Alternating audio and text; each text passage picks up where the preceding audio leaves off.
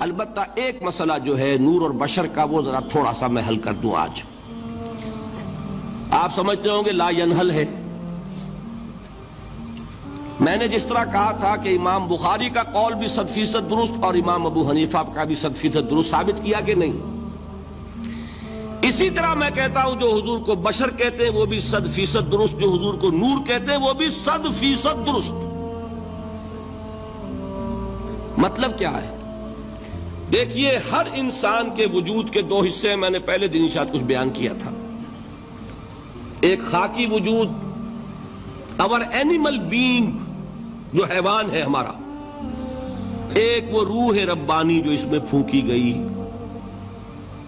آدم میں جب وہ روح پھونکی گئی تب وہ مسجود ملائک بنے. فَإِذَا سَوَّيْتُهُ وَنَفَخْتُ فِيهِ مِن رُوحِي فَقَعُوا لَهُ سَاجِدِينَ. دو جگہ آئے تھے قرآن مجید میں ایک شوشے کے فرق کے بغیر، سورہ حجر اور سورہ صاد. جب میں اس کو پوری طرح تیار کر لوں اور اس میں اپنی روح میں سے پھونک دوں تو گر پڑنا اس کے سامنے سجدے میں. ہمارا جو خاکی وجود ہے وہ ظلمانی ہے، اور جو ہمارا روحانی وجود ہے وہ نورانی ہے. اس کی نسبت کس سے ہے؟ اللہ سے. بات سمجھ میں آئی؟ لیکن ہم نے اپنے اس نورانی وجود کو اپنے خاکی ظلمانی وجود میں دفن کیا ہوا ہے. اور محمد الرسول اللہ صلی اللہ علیہ وسلم کا وہ نورانی وجود آپ کے اس خاکی وجود پر اس درجے غالب تھا کہ وہ خاکی وجود معدوم کے درجے میں ہے، لیکن وہ حضور صلی اللہ علیہ وسلم پر اثر انداز نہیں ہو سکتا. وہی خاکی وجود ہے جسے ہم نفس کہتے ہیں. نفس غلبہ کر سکتا ہے محمد پر صلی اللہ علیہ وسلم. حضور کی شخصیت کی نورانیت نے آپ کی شخصیت کے خاکی وجود کا احاطہ کیا ہوا ہے. ہماری شخصیت کی ظلمانیت نے ہماری اس نورانیت کو گل کیا ہوا ہے، دفن کیا ہوا ہے، چھپایا ہوا ہے. بس یہ فرق ہے. انہیں آپ کہہ لیں نور، صحیح ہے، ان کی نورانیت غالب ہے. یہی بات ہے جو حضور نے اس طرح سمجھائی.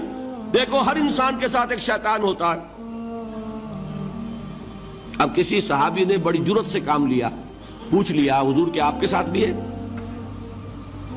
ہر انسان کے ساتھ جو کہا نا، تو انسان تو ہے آپ بھی، کیونکہ آپ کے ساتھ بھی ہے. آپ نے فرمایا ہے، لیکن میں نے اسے مسلمان کر رکھا. بات ختم ہو گئی. نفی نہیں ہے، وہ میرے تابع ہے، میرا مطیع ہے، مجھے گدن نہیں پہنچا سکتا. ہے تو صحیح، لیکن نہ ہونے کے درجے میں آ گیا کہ نہیں. یہ ہے فرق سارا. اور میں یہاں پہ کوٹ کرنا چاہتا ہوں ایک بہت بڑے بریلوی مکتب فکر کے عالم دین، صاحبزادہ، نام میرے ذہن سے ایک دم اتر گیا، فیض الحسن. اللہ تعالیٰ ان کی خطاؤں سے درگزر فرمائے، ان کی مغفرت فرمائے. آپ نے سنا ہوگا نا نام. انہوں نے ایک روز تقریر کی جو میں نے سنی، اور تقریر کہاں کی؟ ساہیوال میں. وہاں کا ایک بہت مشہور چوک ہے، مہاجرین، مسجد مہاجرین کہلاتی ہے، وہاں تقریر تھی ان کی، میں نے سنی. ان کے الفاظ یہ تھے کہ کیا آپ لوگ ہمیں جاہل سمجھتے ہیں؟ کیا ہمیں عربی نہیں آتی؟ کیا ہم نے قرآن نہیں پڑھا جس میں بار بار یہ لکھا ہوا ہے کہ حضور بشر ہیں؟ حضور بشر ہیں، لیکن اصل میں ہم حضور کی بشریت کو نمایاں کرنے کو سوء ادب سمجھتے ہیں. بات سمجھیے آپ نے، اس قدر پیاری بات ہے. انہوں نے کہا کہ آپ کے باپ کا نام کیا ہے؟ عبد الرحمن. آپ عبد الرحمن کہہ کے پکارتے ہیں انہیں؟ ابا جان. ابھی آپ نے وہ آیات سنی، حضرت ابراہیم نے اپنے مشرک باپ کو یا ابت ہے، یا ابت ہے، بڑا پیارا ترجمہ کیا. ابا جان، ابا جان. کیا نام لیں گے؟ آپ کے باپ کا نام ہے، نام نہیں لیتے آپ. کیوں؟ ادب کی وجہ سے. اسی وجہ سے ہم در حقیقت حضور کی بشریت کو نمایاں کرنے کو سوء ادب سمجھتے ہیں. ورنہ کوئی ہم جاہل ہیں، ہمیں عربی نہیں آتی، ہم نے قرآن نہیں پڑھا، ہم جانتے ہیں کہ وہ بشر ہے. بات سمجھ میں آئی؟ کتنی آسانی سے مسئلہ حل ہوتا ہے بشرطے کہ نیت حل کرنے کی ہو۔ آخر آمنہ کے بیٹے ہیں، عبداللہ کے بیٹے ہیں، عبد المطلب کے پوتے ہیں، بچپن آپ پر گزرا ہے، لڑکپن آپ پر گزرا ہے، نوجوانی آپ پر آئی ہے، جوانی آپ پر آئی ہے، شادی آپ نے کی ہے، اولاد آپ کی ہے۔ کون بے وقوف احمق ہوگا کہ جو آپ کی بشریت کا انکار کرے گا؟ لیکن یہ کہ جس طریقے سے اس کو بیان کیا جاتا ہے وہ ایک مسئلہ بن گیا اختلافی، وہ رد و قضا اور کھینچ تان۔ اور اس میں بھی سمجھ لیجئے مثلکم پر جو ایمفیسس بعض حضرات دے دیتے ہیں اپنے توحیدی جو ان کے اندر ایک مزاج ہے، اللہ تعالیٰ ان کے مزاج کو اور پختہ کرے، لیکن اس میں بھی مبالغہ کیا جاتا ہے۔ ایک حدیث مجھ سے سنیے جس میں حضور نے مثل کا انکار کیا۔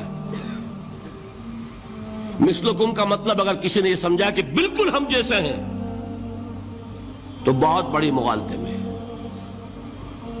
حضور صوم وصال سے منع فرماتے تھے، خود رکھتے تھے۔ صوم وصال کیا ہے؟ آج روزہ رکھا، شام کو افطار نہیں کیا، وہی روزہ رات بھر چل رہا ہے، اگلے دن بھی چل رہا ہے، شام تک کو جا کے پھر کھولا تو 2 دن کا صوم وصال ہو گیا۔ اگلے دن بھی نہیں کھولا، چلا تو 72 گھنٹے کا صوم وصال ہو گیا۔ یہ کیا ہے؟ صوم وصال۔ خود رکھتے تھے اور صحابہ کو روکا۔ صحابہ میں سے کسی نے ہمت کر لی، حضور آپ خود رکھتے ہمیں روکتے۔ فرماتے ہیں ایکم مثلی، تم میں سے کون مجھ جیسا ہے؟ ابھی تو عند ربی، میں تو اپنے رب کے پاس رات گزارتا ہوں، ہوا یطعمنی ویسقین، وہ مجھے کھلاتا ہے پلاتا ہے۔ بتائیے کون ہے جو اس کا دعویٰ کرے گا؟